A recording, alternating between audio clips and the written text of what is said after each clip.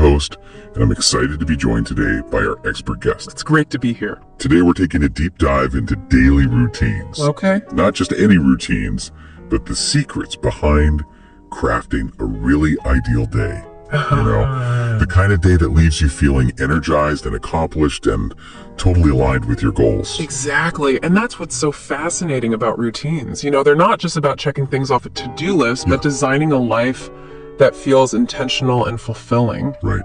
Okay, let's unpack this. Yeah. Let's start with the part of the day that gets so much hype. Yeah. Morning routines. Yeah. It seems like every successful entrepreneur or CEO has some elaborate morning ritual they swear by. It's true. And, there's a reason we're so captivated by those stories. They offer a glimpse into the mindset and habits of high achievers. And we can't help but wonder if those routines are part of the secret sauce. Right. But it's not just about copying what works for someone else. Right. It's about figuring out what works best for you.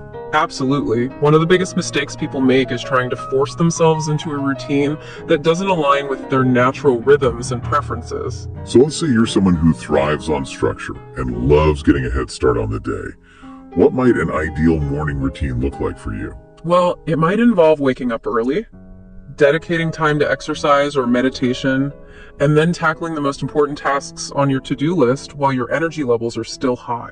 Like a CEO I read about who starts each day with a 6 a.m. yoga session, followed by an hour of focused work before even checking email. Exactly, and that's a great example of someone who's designed a morning routine that sets them up for success. By prioritizing those activities that energize and focus them, they're able to hit the ground running and tackle their day with intention. But what about those of us who aren't exactly morning people? I know I hit snooze a few times before dragging myself out of bed. That's totally fine. It's about finding a rhythm that works for you. For some, that might mean easing into the day with a slower pace.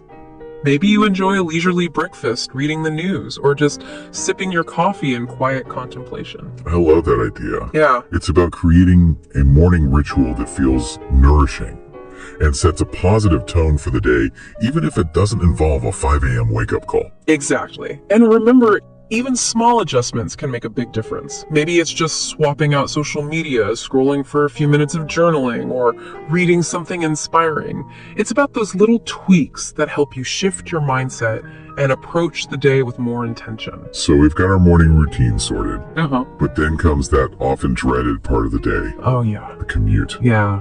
That can feel like such a time suck, especially if you're stuck in traffic or crammed onto a crowded train. I hear you, but here's the thing, even that in-between time can be an opportunity to enhance your day.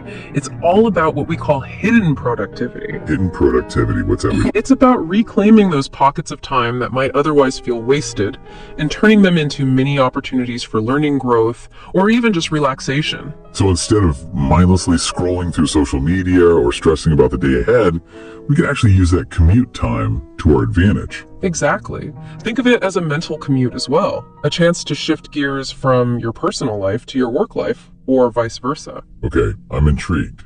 Give me some examples of how we can put this hidden productivity into practice. Well, if you're someone who loves to learn, your commute could become your mobile classroom. You could listen to podcasts, audiobooks, or even language learning apps. That's a great idea. I've actually started using my commute to catch up on industry news and listen to inspiring talks. It's amazing how much you can learn in just 30 minutes. Right, and it doesn't have to be all about productivity either. Sometimes the best use of that commute time is simply to relax and recharge. Like listening to your favorite music or just letting your mind wander. Exactly. It's about tuning out the noise and giving yourself permission to just be. That mental downtime can be incredibly valuable, especially in our always-on world. So we've talked about setting the stage for a great day with a mindful morning routine and reclaiming our commute time through hidden productivity. But now comes the main event, work or school.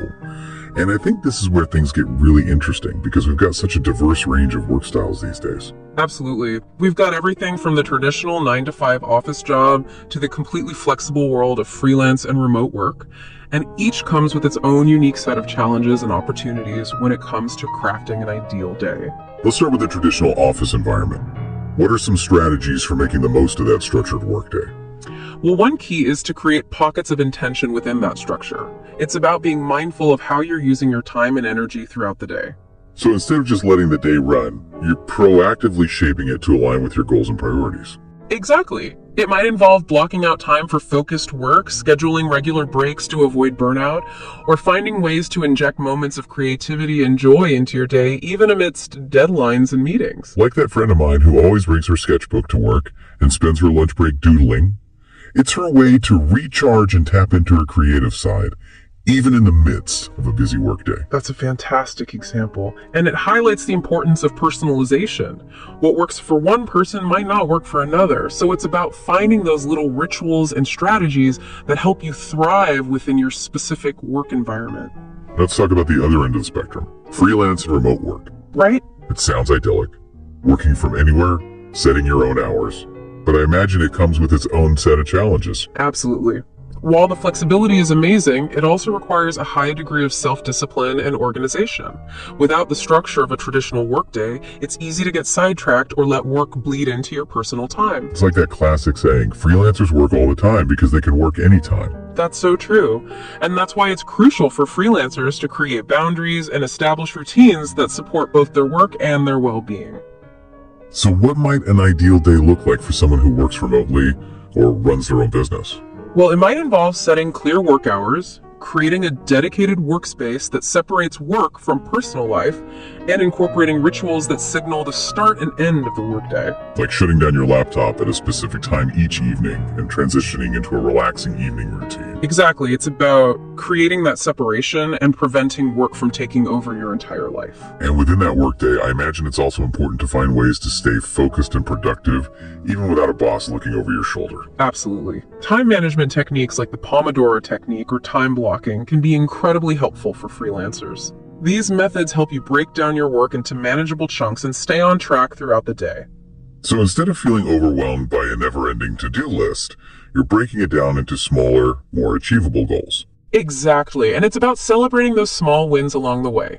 It's easy to lose sight of your progress when you're working independently, so acknowledging your accomplishments, no matter how small, can help you stay motivated and on track. I love that. It's like giving yourself those little pats on the back throughout the day. Exactly. And whether you're in a traditional office or working remotely, one thing that can make a huge difference in your workday is finding ways to inject moments of joy and inspiration. Like listening to uplifting music while you work, or taking a break to watch a funny video. Those are great ideas. It's about finding those little things that boost your mood and help you approach your work with more energy and enthusiasm. And sometimes it's about connecting with others, even if it's just for a few minutes. Exactly. Whether it's grabbing coffee with a colleague or having a quick video chat with a friend, those social interactions can help you feel more connected and energized throughout the day. So we've covered morning routines, hidden productivity during commutes, and strategies for making the most of our work days, whether we're in a traditional office or working remotely. But what happens when the workday is done? How do we transition into the evening and create a routine that sets us up for a restful night and a successful tomorrow? That's a great question. And it's a crucial part of designing an ideal day because how we end our day has a huge impact on how we begin the next one. It's all about creating a sense of closure and transition. Think of it as drawing a line in the sand between work time and personal time. I love that analogy. Yeah. So what are some practical ways we can create that separation? Well, it might involve simple rituals, like physically shutting down your laptop, clearing your workspace, or changing into comfortable clothes. These actions signal to your brain that it's time to shift gears and enter a different mode. It's like sending a signal to your mind and body that the workday is over and it's time to relax and recharge. Exactly, and it's not just about physical actions, but also about mental shifts. It might involve creating a to-do list for the next day to get those tasks out of your head, or taking a few minutes to reflect on your accomplishments and challenges from the day. I've heard of people who keep a done list instead of a to-do list to celebrate what they've accomplished each day. That's a great idea. It's a powerful way to shift your focus from what's still left to do to what you've already achieved. So we've created that separation between work and personal time. Now what? How do we make the most of our evenings and create a routine that supports both relaxation and a good night's sleep? This is where things get really personal because everyone's ideal evening routine will look different depending on their interests, energy levels, and lifestyle. For some, it might be about spending quality time with loved ones, while for others, it might be about pursuing hobbies or engaging in activities that bring them joy. Exactly. And it's important to remember that our evening routine doesn't have to be productive in the traditional sense. It's about prioritizing activities that nourish our soul and help us unwind after a long day. So if someone loves to read, maybe their ideal evening routine involves curling up with a good book and a cup of tea. Exactly. And for someone who's more extroverted, maybe it's about meeting up with friends for dinner or attending a social event. It's about finding those activities that help us feel connected, relaxed, and recharged. And don't forget about the importance of self-care. Our evening routine is the perfect time to prioritize those activities that nourish our mind, body, and spirit. Like taking a warm bath, listening to calming music, or practicing meditation or mindfulness exercises. Exactly. It's about creating a sanctuary of self-care in the evenings to help us de-stress and prepare for a restful night's sleep. Now, speaking of sleep, that's often the final piece of the ideal day puzzle. But with our busy lives and constant distractions, getting a good night's sleep can feel like an elusive goal. It's true, but creating a consistent sleep routine can make a world of difference. It's about training our bodies to recognize those cues that it's time to wind down and prepare for sleep. So what are some key elements of a sleep-promoting evening routine? Well, it might involve dimming the lights, disconnecting from electronic devices, and engaging in relaxing activities like reading or listening to calming music. I've heard about the importance of avoiding screens in the hour or two before bed, because the blue light emitted from those devices can disrupt our sleep patterns. That's right. The blue light suppresses melatonin production, which is the hormone that regulates our sleep-wake cycle. So swapping out our phones for a book or journal in the evenings could actually help us fall asleep faster and sleep more soundly. Exactly. And it's not just about what we do in the hour before bed, but also about creating consistency in our sleep schedule. Going to bed and waking up around the same time each day helps regulate our body's natural sleep-wake cycle, making it easier to fall asleep and wake up feeling refreshed. It's like setting our internal clock to align with the rhythms of day and night. Exactly. And while we're talking about sleep, let's not forget about the importance of honoring our individual chronotypes. Chronotypes. Remind me what those are again? Chronotypes refer to our natural sleep-wake preferences. Some people are naturally early birds, while others are night owls. Right. I'm definitely more of a night owl myself. I find that my energy levels peak in the evenings, while mornings tend to be a bit of a struggle. And that's totally normal. It's important to understand your own chronotype and create a routine that aligns with your natural rhythms. So if you're a night owl, forcing yourself to wake up early might actually be counterproductive, even if everyone else seems to be doing it. Exactly. It's about working with your body's natural tendencies, not against them. So if I'm a night owl, maybe my ideal day involves working on creative projects in the evening when I'm feeling most inspired, and then easing into the day with a slower morning routine. That sounds like a great plan. And you know, one of the most fascinating things about chronotypes is that they can actually change over time. Really? So I could go from being a night owl to an early bird? It's possible. Our chronotypes can be influenced by factors like age, lifestyle, and even environmental cues. So even if you feel like you're stuck in a certain sleep pattern, there's always hope for change. Absolutely. And that's what's so exciting about designing our ideal day. It's an ongoing process of discovery and experimentation. It's not about finding a one-size-fits-all solution, but about creating a routine that evolves and adapts as we do. Exactly. And you know, this deep dive into daily routines has made me realize something. It's not just about maximizing productivity or checking things off the list. It's about crafting a life that feels aligned with our values, our energy levels, and our unique rhythms. It's about creating a rhythm that allows us to show up as our best selves, both in our work and in our personal lives. Precisely. And as we wrap up this exploration of daily routines, I want to leave you with a final thought-provoking question. If you could redesign your ideal week, not just your ideal day, what would that look like? Ooh, that's a great one. Yeah. It's like taking this concept of designing an ideal day and expanding it to encompass a whole week. Exactly. It's about looking at the bigger picture and creating a weekly rhythm that supports your goals, your well-being, and your overall sense of fulfillment. I think my ideal week would definitely involve more time spent in nature pursuing creative projects and connecting with loved ones. I love that. It's about weaving those threads of passion and purpose throughout your week rather than relegating them to the weekends. Right. It's about making space for the things that truly matter and letting go of the things that drain our energy or don't align with our values. And you know, thinking about the ideal week also brings up the concept of balance. It's not just about cramming in all the good stuff. It's also about making sure there's enough downtime for rest and rejuvenation. That's so important. Even in our ideal week, we need those moments of Pause those opportunities to recharge and simply be. Absolutely. It's like the white space on a page. It's what allows the other elements to stand out and breathe. I love that visual. It's about finding that balance between activity and rest, doing, and being. Exactly. And as we wrap up this deep dive into daily routines, I'm struck by how much our routines reflect our values and priorities. So true.